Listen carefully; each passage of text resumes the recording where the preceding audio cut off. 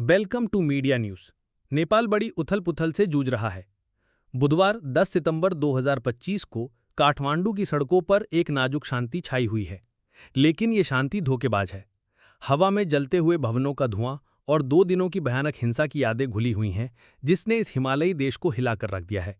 एक सरकारी social media ban के विरोध में शुरू हुआ एक प्रोटेस्ट देखते ही देखते पूरे देश में भ्रष्टाचार और गलत सरकारी मैनेजमेंट के खिलाफ एक युवा नेतृत्व वाले जेन ज़ी अपराइजिंग में बदल गया, जिसने अपने पीछे तबाही, कई मौतें और एक पॉलिटिकल वैक्यूम छोड़ दिया है।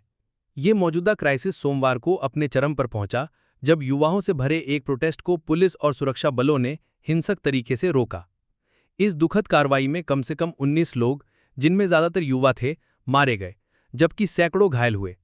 प्रोटेस्ट की शुरुआती वजह 26 सोशल मीडिया प्लेटफॉर्मों पर लगाया गया एक विवादित सरकारी बैन था, जिसमें फेसबुक, इंस्टाग्राम और एक्स भी शामिल हैं।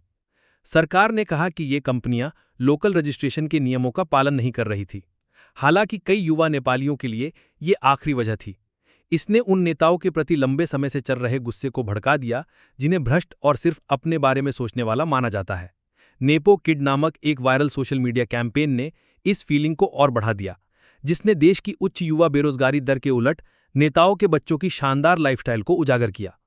मंगलवार को सड़कों पर गुस्सा बहुत तेज और क्रूर था। प्रोटेस्टर्स ने पूरे देश में लगे कर्फ्यू के बावजूद सरकारी बिल्डिंगों पर हमला किया और उन्हें आग लगा दी, जिनमें संसद भवन भी शामिल है। बड़े नेताओं के घरों को भी निशाना बनाया गया, जिसने पूर्व प्रधानमंत्री केपी शर्मा ओली और राष्ट्रपति रामचंद्र पौडेल सहित कई वरिष्ठ नेताओं के घरों में आग लगा दी गई या तोड़फोड़ की गई। एक बेहद दर्दनाक घटना में पूर्व प्रधानमंत्री झलनाथ खनाल की पत्नी की कथित तौर पर उनके घर में आग लगने के बाद मृत्यु हो गई। ये हमले जनता के गहरे गुस्से और देश की राजनीतिक व्यवस्था में भरोसे के पूरी तरह से टूटने को दर्शाते हैं।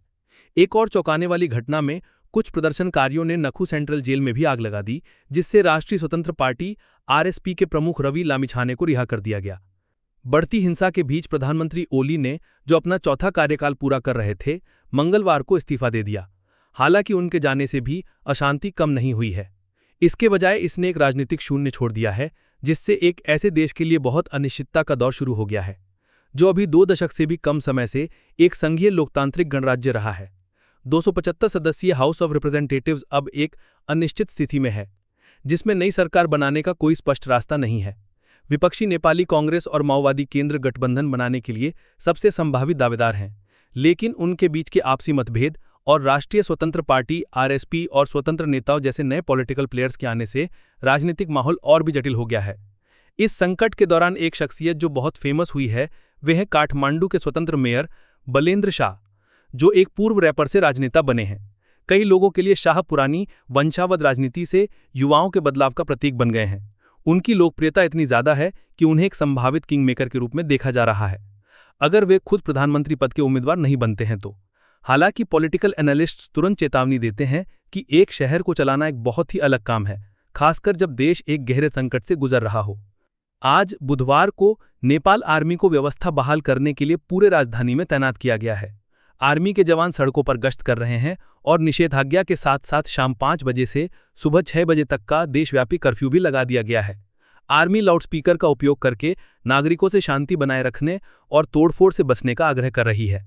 हालांकि ताकत का यह प्रदर्शन सामान्य स्थिति का एहसास दिलाता है, लेकिन ये स्थिति की गंभीरता और सरकार के कंट्रोल खोने को भी दिखाता है। नेपाल स्वास्थ्य मंत्रालय के अनुसार प्रोटेस्ट में मरने वालों की कुल संख्या 25 हो गई है, जिसमें 600 से अधिक लोग घायल हैं। अशांति के इकोनॉमिक और सामाजिक असर पहले से ही महसूस किए जा रहे हैं। काठमांडू का त्रिभुवन अंतर्राष्ट्रीय हवाई अड्डा अनिश्चित काल के लिए बंद कर दिया गया है, जिससे पर्यटक फंस गए हैं और अंतर्राष्ट्रीय यात्रा बाधित हुई है। हिंसा भारत के साथ बॉर्डर एरिया तक भी फैल गई है, जिससे ट्रेड रूट्स में रुकावट आई है और पश्चिम बंगाल और उत्तर प्रदेश जैसे कई भारतीय राज्यों को हाई अलर्ट पर रहने के लिए कहा गया है। मीडिया हाउसेस भी नहीं बख्शे गए हैं। कम से कम 2 बड़े मीडिया हाउसेस के दफ्तरों में आग लगा दी गई है और कई पत्रकार घायल हुए हैं। कमिटी टू प्रोटेक्ट जर्नलिस्ट्स ने नेपाली अधिकारियों से प्रेस की सुरक्षा सुनिश्चित करने का आग्रह किया है। अंतर्राष्ट्रीय चिंता बढ़ रही है।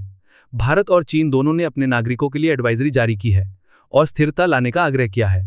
भारत ने अपनी सीमा पर सुरक्षा बढ़ा दी है और तेलंगाना और पश्चिम बंगाल जैसे कई राज्य सरकारों ने नेपाल में फंसे अपने नागरिकों की मदद के लिए हेल्पलाइन शुरू की है। संयुक्त राष्ट्र और कई विदेशी दूतावासों ने भी प्रदर्शनकारियों के खिलाफ सुरक्षा बलों द्वारा बल के प्रयोग की निष्पक्ष जांच की मांग की है। वर्तमान स्थिति सिर्फ एक राजनीतिक संकट से बहुत अधिक है। ये एक पीढ़ी के गुस्से की एक गहरी अभिव्यक्ति है। जो युवा इस आंदोलन के सबसे आगे हैं, वे सिर्फ एक सोशल मीडिया बैन का विरोध नहीं कर रहे हैं, वे भ्रष्टाचार, आर्थिक रुकावट और राजनीतिक उदासीनता से मुक्त भविष्य की मांग कर रहे हैं। वे एक ऐसी व्यवस्था से थक गए हैं जिसने वादों को पूरा नहीं किया और जिसने हमेशा देश की प्रगति से ऊपर अपने फायदे को रखा है। पिछले कुछ दिनों की घटनाओं ने यह साफ कर दिया है कि नेपाल की लंबे समय से चली आ रही लोकतांत्रिक संस्थाएं भारी दबाव में है। आगे का रास्ता अनिश्चित है, लेकिन एक बात साफ है कि युवाओं ने अपनी बात कह दी है और उनकी आवाज को आसानी से दबाया नहीं जा सकेगा। अब सवाल यह है कि क्या देश के नेता आखिरकार सुन सकते हैं और इस गहरे संकट का कोई समाधान निकाल सकते हैं, या फिर ये जेन ज़ी अपराइजिंग एक और बड़ा और स्थायी बदलाव का कारण बनेगा। फिलहाल हमारी तरफ से इतना ही।